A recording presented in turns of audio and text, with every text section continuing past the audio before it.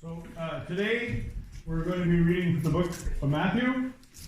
So again, we're right here, first book of the New Testament. Give you a few seconds to find it in your Bibles.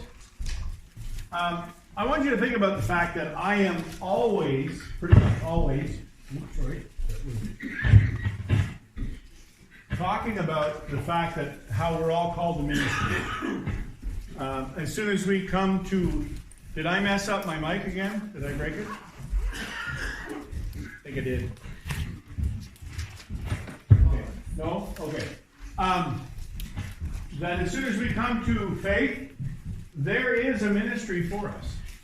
I'm not saying everybody's called to be a general superintendent. I'm not saying everybody's called to be clergy. I'm not saying everybody's called to be a missionary. I'm just saying there's work to be done. And there's always a call on your life to do something. So as we read this scripture, think along those lines.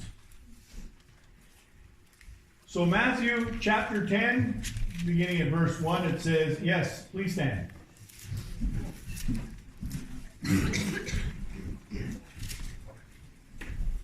It says, and he called to him his 12 disciples and gave them authority over unclean spirits to cast them out and to heal every disease and every affliction.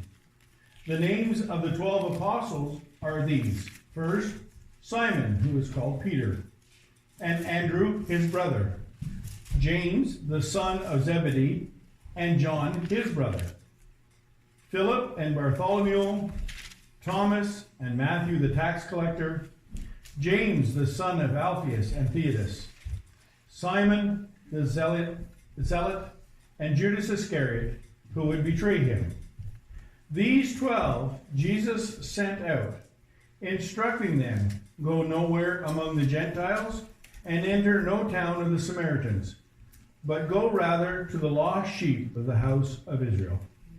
And then, verse 16 to verse 19, he says, behold, I am sending you out as sheep in the midst of wolves.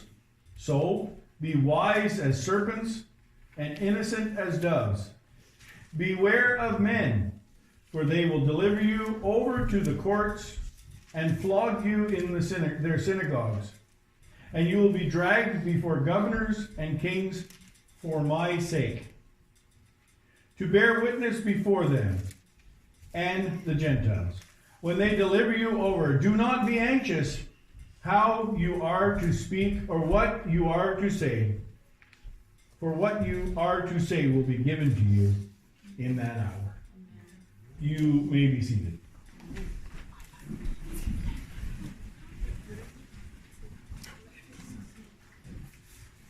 So basically, Jesus has put together and assembled his completed ministry team. Now, I don't know about you, but if someone came to me and said, Randy, I want you to assemble a group of people to evangelize the world, I'd be looking more at 12,000. I would be looking in colleges and universities. I would be looking for eloquent speakers, people with musical talents. I would be canvassing the churches. And that's not what Jesus did. Jesus gets a dozen ragtag guys together and gives them the challenge of evangelizing the world. You know, and here's the thing, and I know there's stuff that I say that I repeat, but it's because it's important to me. My favorite preacher of all times was E.V. Hill. E.V. Hill was a large black man, and he was a Baptist preacher, and he just let you have it. He didn't hold back. And he told a story about the Black Panther gang. The Black Panther gang ruled the city of New York at one point. It was a gang of people that just took over. And people were terrified of the Black Panther gang. Churches stopped having evening services because of the Black Panthers. Stores started closing at sundown in New York City. The city that never sleeps was going to sleep because the stores were closing at sundown out of fear of the Black Panther gang. Nobody walked the streets alone. Children were in the house at sundown because of the Black Panther gang. And so the city sat down and said, we need to do something. So they assembled a group of wise people, police leaders, government officials, and E.V. Hill was invited to this meeting. And so they sat down and they talked about the devastation that this gang was causing in their city. It was crippling the economy of New York City. You have no idea what the economy of New York City is unless you've been there. You need to cross the George Washington Bridge at rush hour to understand the economy of New York City. And this was shutting it down. And so they were trying to find a solution. And E.V. Hill asked a question. He said, how many members are in this gang? And I don't really remember the number, but I think they came out with 21. There's 21 known registered members in this gang. And you think that would freak out E.V. Hill, but his response was this. If 21 men that are that committed to their purpose can shut down New York City, give me 21 men like that committed to Christ and I'll take on the world. It wasn't because they had any backing, it was because they were committed to the ministry. And so let's look at the disciples. Even though they don't really understand it, they seem to be committed. He has been teaching them for some time now. And now it's their turn to kind of step out and do this themselves. I often wonder if they really realize what was happening to them. I wonder when Jesus said, follow me and I'll make you fishers of men. If anybody really grasped what that meant, just like, oh yeah, okay. Something different. I wonder if they realized just how much their life had changed. They began to follow this man some time ago, and he is certainly different than anyone they have ever seen before. Nobody had ever seen anybody like Jesus. He has shown them things and taught them things that they didn't really understand. Do you think at the feeding of the 5,000, when that was all over, and they gathered all those baskets of leftover stuff, more than what they started with, everybody went, yeah, that makes sense. That works for me. I can do that math. Do you think when he was walking across the water, in the middle of that storm, everybody said, oh, here he comes. Hey, you want to hurry up? Do you think when he touched the pallet of the dead man and said, go back to your mother, that anybody looked around going, oh, that was nice. I'm glad he took the time. I mean, they had to be standing there slack-jawed. They say that when he calms the seas. Who is this? They really had no idea what was happening around them. And now he has given them, because he uses such authority. That was the thing they said. Who is it that has such authority that even the wind and the waves listen to him? When the temple guards were sent out to arrest him, they came back, and what did they tell the Pharisees and the Sadducees? Told the Sanhedrin, we didn't arrest him because we've never seen anybody speak with the authority that he has. And now they're given the same authority. It says that in verse 1, and he called to him his 12 disciples and gave them authority. And look what he gave them authority over unclean spirits, to cast them out, and to heal every disease and every affliction. The word every is used twice. We love to put God in a box. We just love that. John Schulman used to say, God created man in his own image, and man's trying to return the favor and create God in his. That way we can put God in a box and we can understand him. Let me tell you something. Any God that you can understand is not my God. We believe God can heal cold sores, but not cancer.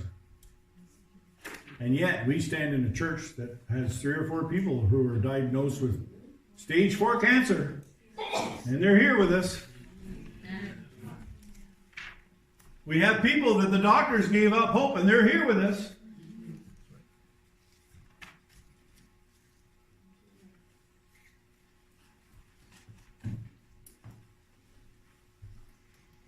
So he gives them authority to heal every disease and every affliction. He is sending them out, and he is expecting them to do the same.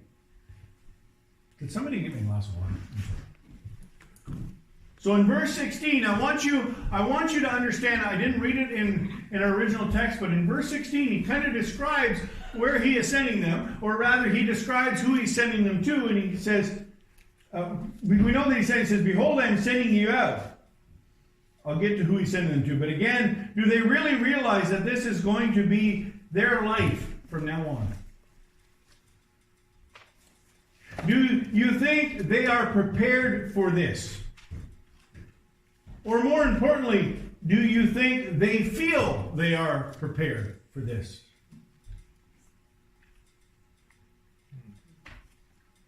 I had to live this last night. We have a church in the district who is in the process for the first time in the history of any of the Nazarene churches in the province of Quebec. They are in the process of picking a new pastor. It has always been that the church is not stable, is not organized, is not strong enough, doesn't have enough people within or enough understanding. And so the district has always said the church is in crisis and has appointed pastors in all these churches for years. But this church is healthy. This church is organized. This church is strong. This church has 3 associate pastors in their congregation. They run about 200 people. So the first time ever, they get to pick a pastor. And that's exciting. And the district superintendent, that's his job, to go and lead them through this process. But the district superintendent is in Kansas City. So Randy gets to go. And it's all in French. And a little bit of Creole mixed in. Did I feel prepared? No. But I knew who I was going with. And I mean, the end of the day, they haven't picked a pastor yet, but we've narrowed it down to 2. So we did make progress, and keep that church, it's Montreal North, keep them in prayer. I'll go back in a couple of weeks on a Saturday night and have another board meeting with him. But I don't think these guys felt that they were prepared. It's like, okay, we're going out. They had not been raised to be priests or healers. You know, their education system was the synagogue. And the teachers would watch these young boys only, and see who had gifting. And they would be taken aside and they would be educated to be priests. These guys were all like, you're going to be a fisherman. And you're going to be a tax collector. None of them were taken out of the priesthood. None of them were healers. And yet Jesus says, go and heal everything. Heal everything that steps before you. Whether it be demon possession or a physical ailment, just heal it all. This was a foretaste of their future. This was going to be what life was for them from now until the end of their life. And I'm sure as they headed out, they felt that there were just a few holes in this plan. You ever go into something, you say, you know what, there's a couple holes in this plan. I think it would have been interesting to listen to the conversation of the 12. I always think that.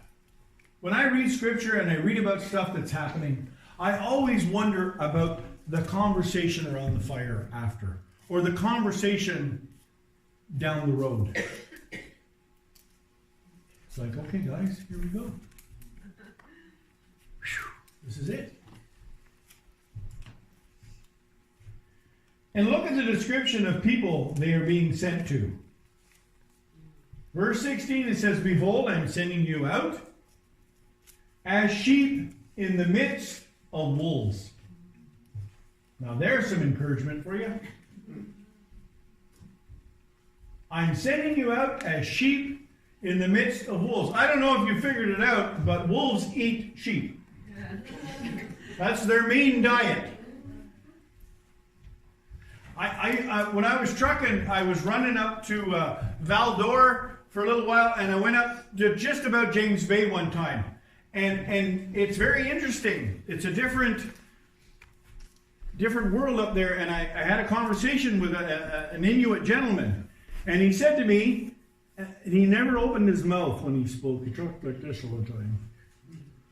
And he said he was out hunting. And he said, be careful. It was springtime. He said, be careful. There's a rogue bear out there. Okay. Now, when they talk bear, they're talking polar bear. Well, we're black bear. So I said, okay. He says, if you see him, don't stop. And he said, not even to take a picture. And I said, okay. And he said, where are you from? So I told him. And he says, do you have any bears around there? I said, yeah, there's some black bears. He says, you know, black bears, they live off of berries and grubs and roots. And they find something dead, they'll gnaw on it for a while. He said, brown bear's pretty much the same. Grizzlies even. Other than fish, grizzly will steal most of the meat that it eats. But a polar bear kills everything it eats. He said, you're just a walking meal to this thing. Wolves and sheep, wolves don't eat berries. Right? They eat sheep. So this is what he says. So he says, be wise as serpent and innocent as doves. And I'm not going to talk about that because I think there's a part 2 to this sermon, and we're going to talk about this. But I also think it's important to note that they went just the same.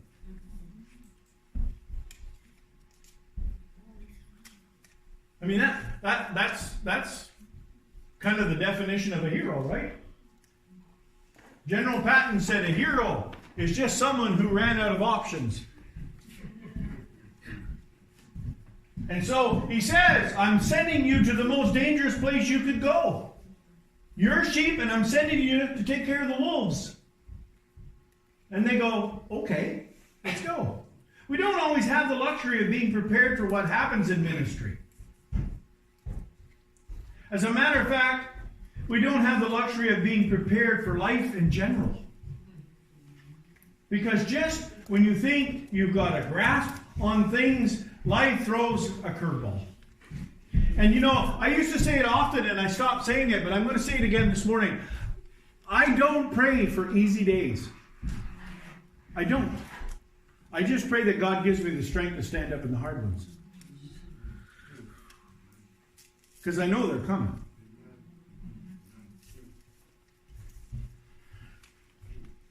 Just when you think you know what's next, everything changes. You feel like you're standing out in left field without a mitt. They were willing to try. And that is the most important thing here. They were willing to try. Yes, they would make mistakes. Everybody does. I sit back and I look over my ministry years and I go, man, what was I thinking?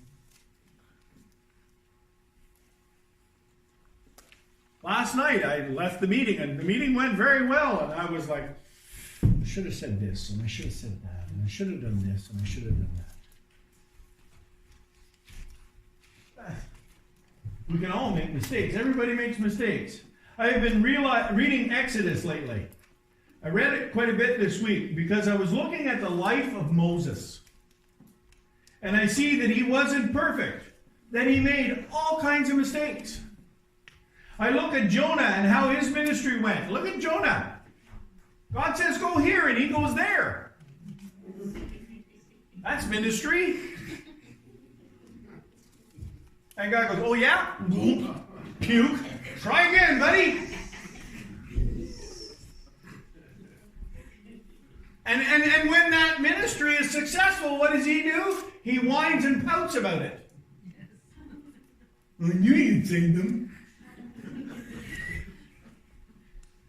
We all make mistakes. King Saul was a good king to a point, but he wasn't ready to follow directions. And it cost him the kingship. And David certainly was not perfect, but how did God describe him?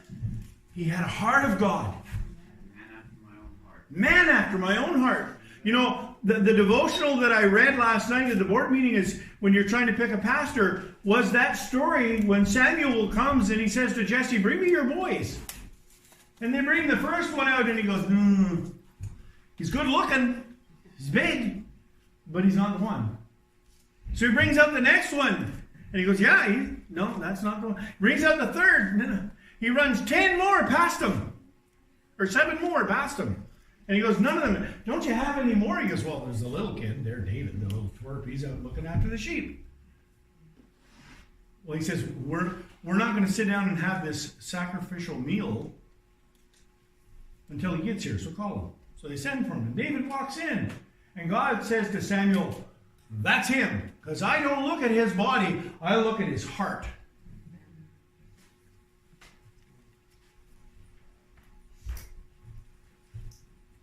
He wasn't perfect. He messed up. He sinned big and he repented big. Nobody is perfect. But the disciples head out on that day and they were not perfect and they would make mistakes. They would have victories in some places and they would have defeats in other places. In some areas, they would know just what to do and just what to say, and in some, they wouldn't. Some situations, they would be strong as an oak tree, and others, they would be weak. I put oak tree in for you. We have a private joke. This is kind of a side thing. My daughter's wedding, Mallory's wedding. I did Mallory's wedding without crying. Nobody could believe it. I sat down and Brenda said, you didn't cry. And I said, I'm an oak. So then it was time for the speeches. And I went up and did the father-daughter speech. And the bridesmaids had their head right down on the table sobbing and everybody's crying and I couldn't figure it out. And one guy come up to me and said, I'll give you $250 to write my speech for my daughter's wedding next month. I got back to the table and I sat down and Brenda said, and you didn't cry. I said, I'm an oak. So then they said, well, it's the father-daughter dance. No problem. I stood up, walked to the dance floor, and Mallory had not cried either. And Mallory doesn't call me Dad. She calls me Daddy. She always has. And I walked out on the dance floor, and she looked at me, and she said, Daddy, I just need to cry. And she put her head on my shirt that I paid far too much money for. And the mascara ran down my shirt, and I sobbed like a baby. And I sat down at the table, and Brenda said, you're an oak.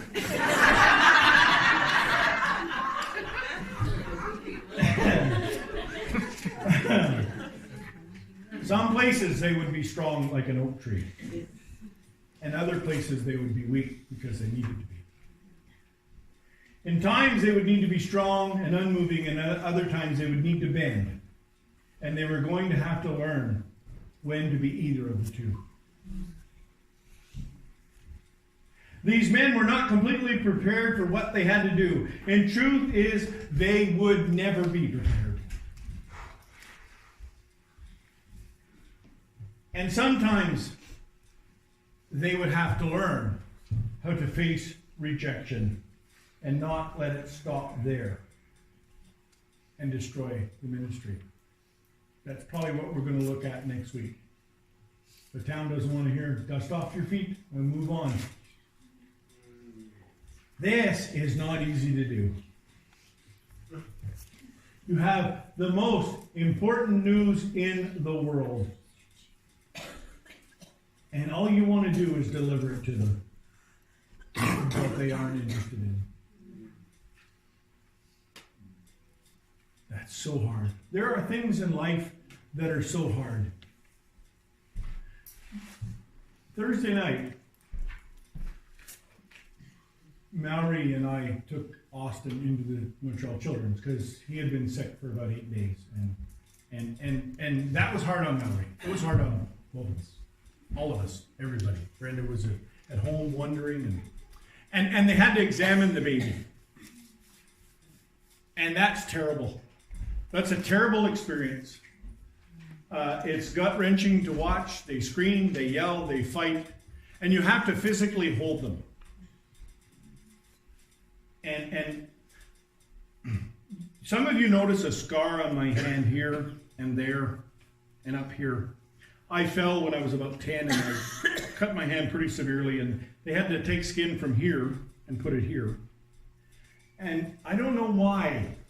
It was back in the days when the dinosaurs roamed the earth, but they couldn't get it to freeze. And my father held me down and the doctor skinned me. That's the first time my mother heard me cry. And I said I would never do that to my kids. Never. And one day Mallory needed blood tests and she was about this big. And I held her down and they took blood from her. And it bothered me for years. Well, we just had to hold Austin down to check in his ears. And Mallory said to me on the way home, she goes, that was so hard. This has been so hard. She goes, this is the hardest part of parenting. And I said, no. The hardest part is there's going to come a day when they're going to look at you and say, you're an idiot and you're ruining my life. That's the hard part. That's the hard part of ministry. When you're doing everything you're doing out of love, and they don't want to hear it. They just don't want to hear it. And those are the times when we need to lean into God and say, okay, God, you need to carry me to the next place. Because I don't feel like walking right now.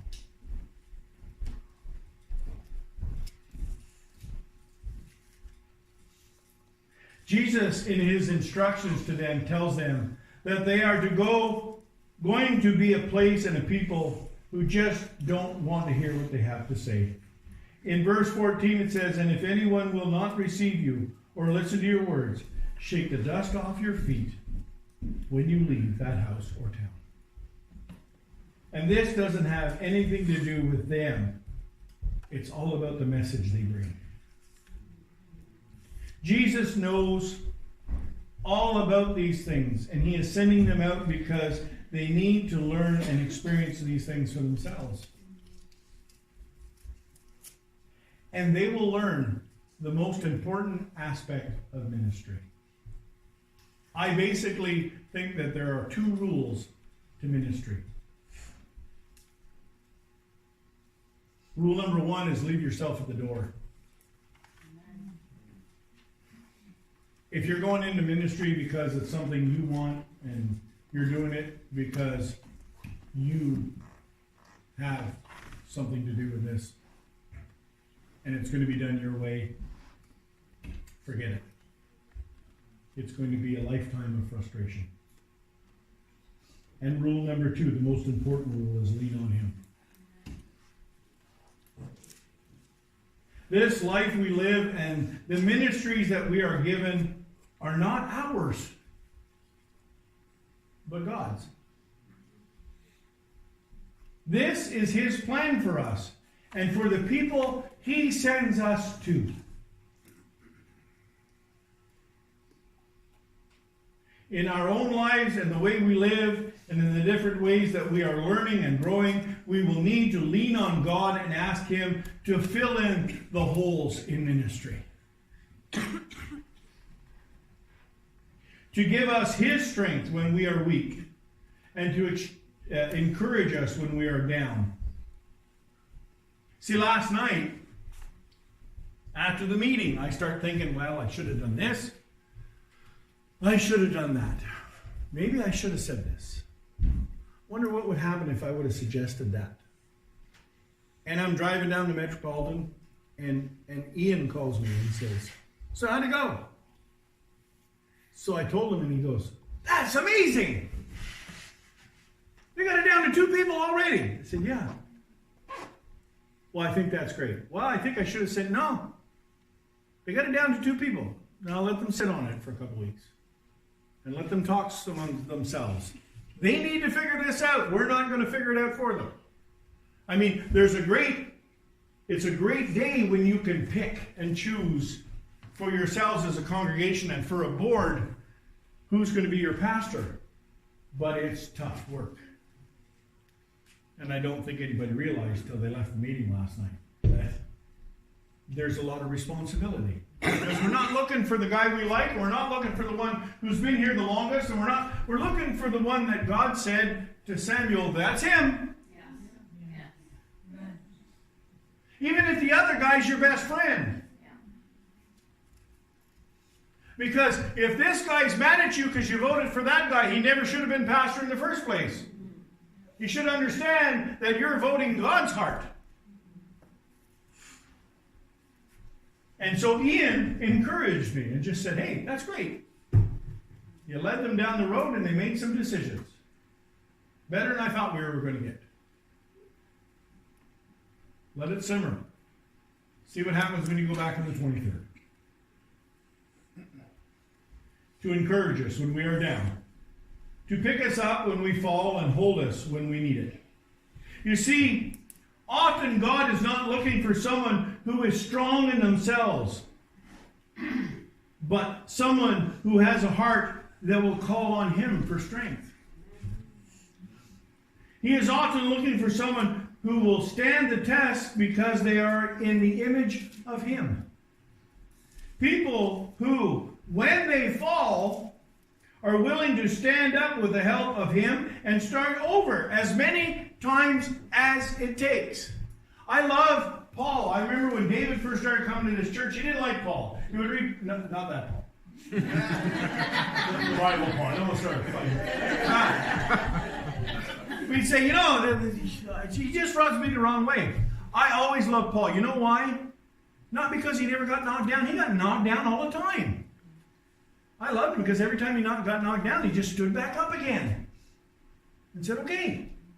There's a reason he could say at the end of his life, I have run the race, I have fought the fight. I've done everything I can. We were asked that question in a thing in Toronto about crossing the finish line. How do you want to finish ministry? How do you want to finish life? And then they said, okay, come back in a half an hour with an answer. And everybody wrote down their answer. You didn't get to listen to this guy's answer and then say, well, I could better that. Just write down what you think. So we wrote it down, and then they read them. And there was a lot of people that said, I want to... And there's no wrong answers in this, right? Some people said, I want to finish first. And then I want to stand at the finish line and call people towards me. Great. Some people said, I want to finish last. And I want to push as many over the line as I can. And I said, I want to finish empty. I remember watching the Indianapolis 500 with Al and Bobby Unser, 2 brothers that raced him. And I remember the year that, I think it was Bobby Unser, he ran out of gas 200 feet from the finish line, and he coasted across and won. That's what I want to do. To get to the finish line and say, I spent everything you gave me. I got nothing left, I'm just going to slide in. I don't care if I'm first or last, as long as I get across that stupid line. But I want to use everything I have.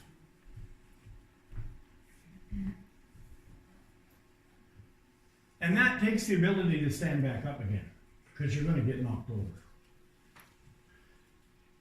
People who are willing to admit that it isn't always the world that gets in the way of our ministry, but sometimes it's us. And when this happens, people that are willing to step aside and allow God to have control of the situation and of their life. People who will say, less of me and more of you, God. That's what we need in this situation. People who find that their true source of strength comes when they lean on God. People who come to know how incomplete they are without God and realize that when things get hard, He is there, wanting and willing to help. God has a ministry for each and every one of you. Each and every one of you. Maybe it's playing the ukulele or the banjo.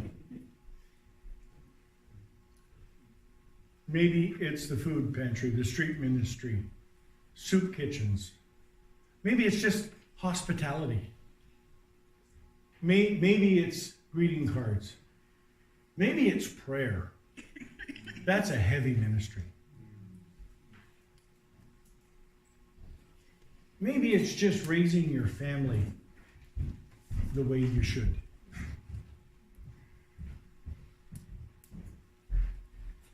But we all have a ministry. And if we do it on our own, most likely we'll fail. But if we are leaning on God and we leave ourselves at the door, He is willing and wanting to help us. Let's stand.